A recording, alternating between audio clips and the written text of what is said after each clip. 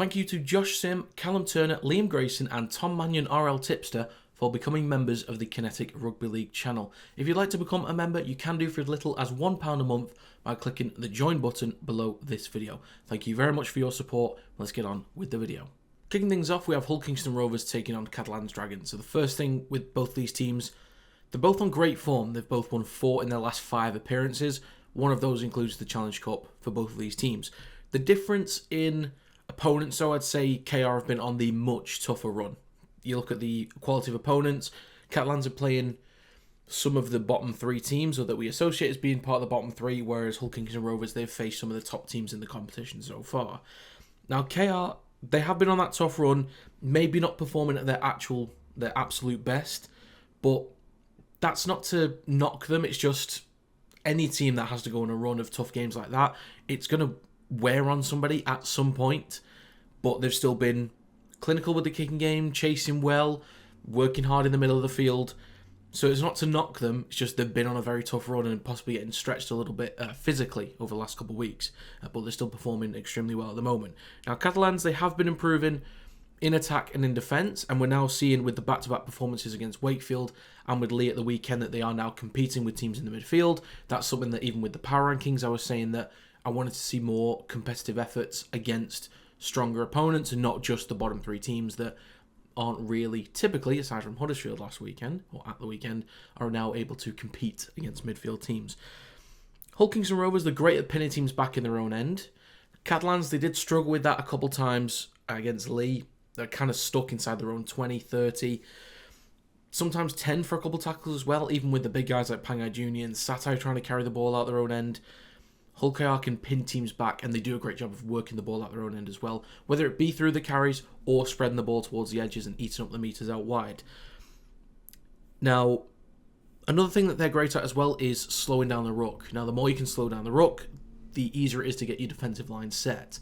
And I think you look at the 2 offensive sides, Hull Kingston Rovers, I think, are a much more effective and dangerous side in possession against set defences compared to what Catalans can do against set defences. I think Catalans, they need the quicker play the balls.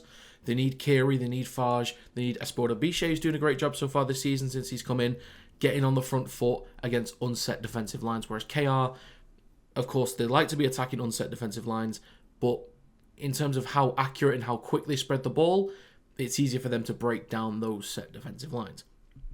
Now, Catalans might compete through the middle in some portions of the game. Pangai Jr., Satai, Garcia, even if he's playing at 9 or even 13 in a sort of rotation basis with Da Costa, they can have strong carries. Navarrete and Bousquet, they can have really strong carries.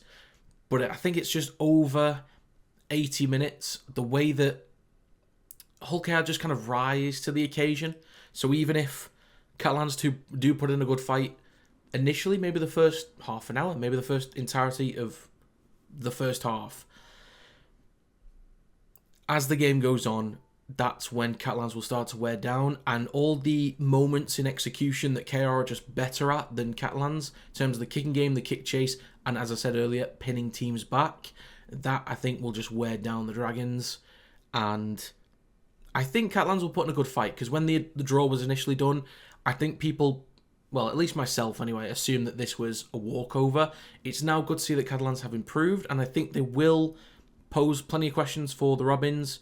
But as I say, just those little areas, and the effort areas especially.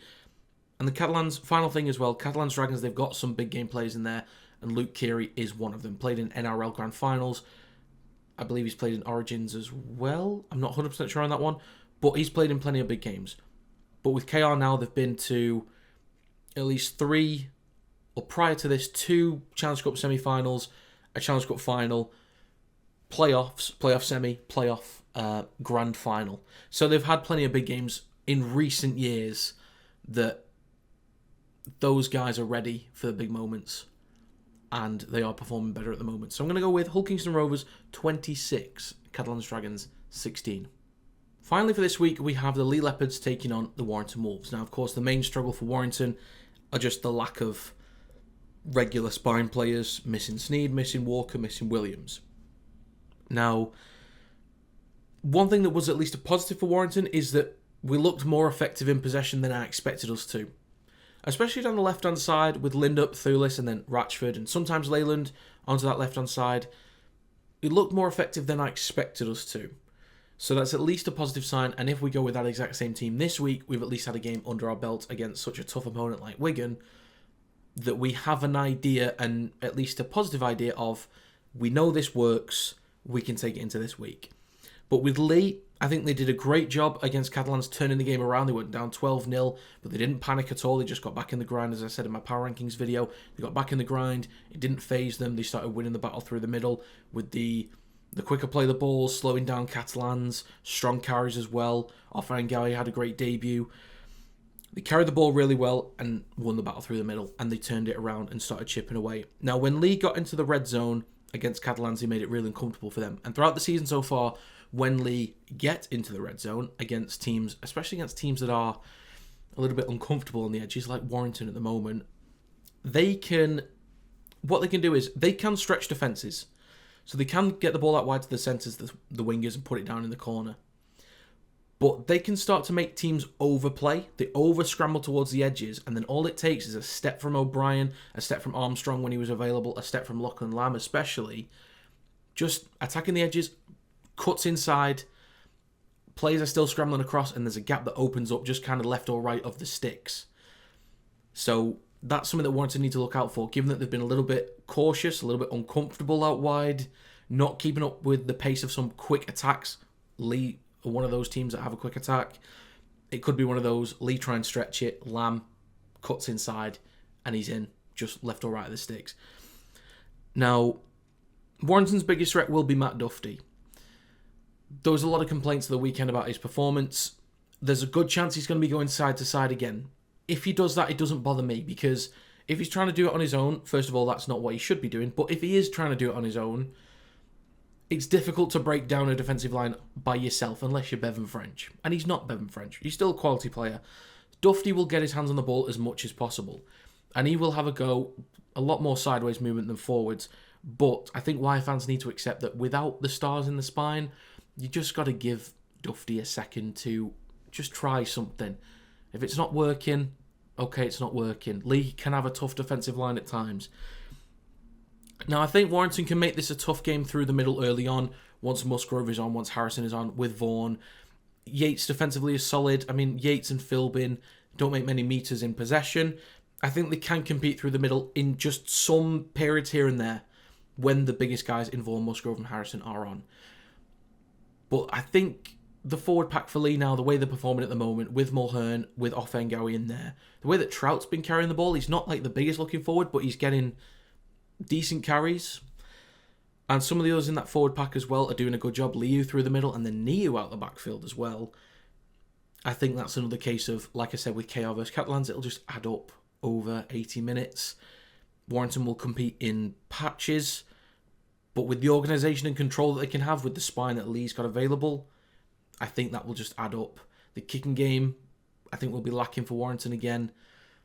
So yeah, I think Wire, as they were against Wigan, will compete in patches, small periods, and towards the back end of the game might have to fight for a comeback, but we'll put up a few points here and there. But I think Leigh has kind of got this one. I think with the way they're performing, I think they've got this one in the bag, if I'm honest. So I'm going to go with Leigh Leopards 28, Warrington Wolves 22. So that's going to be it for my Challenge Cup semi-final predictions. If you guys have your own, let me know in the comment section down below. Make sure you answer the Rugby League fan question I pinned to the comment section as well. But, as always, if you enjoyed, feel free to leave a like. It does help to get the video out there to more people. Subscribe to the channel to stay up to date with more Rugby League content. Check out the Kinetic Rugby League Discord in the description down below. And if you'd like to become a member, you can do by clicking the join button below this video. But that's going to be it. Thanks for watching, and I will see you next time.